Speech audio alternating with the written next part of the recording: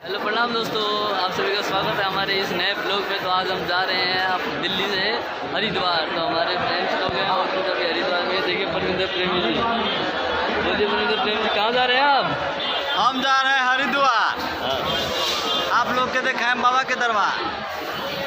हाँ ना आज सोनू बेदर्जी जी आज खूब हंस रहे हैं। आज परमिंदर प्रेमी बहुत जी खुश हैं कि हमारे साथ हरिद्वार जा रहे हैं। इसीलिए खुश कि आज इतना हंस रहे हैं कि हंस से पागल हो गया है। देखिए बोले सोनू बेदर्जी जी, आप अपने ऑटो को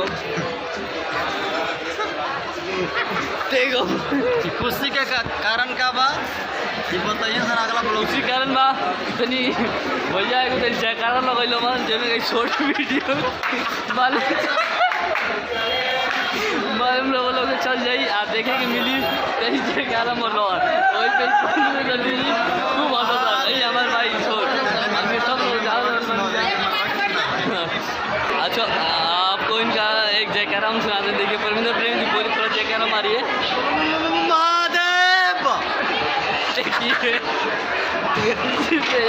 हंस रहे हैं ये सोनू बेदर्जी जी। ये देखिए स्टेशन में कितनी भीड़ है, बहुत ज़्यादा भीड़ है। और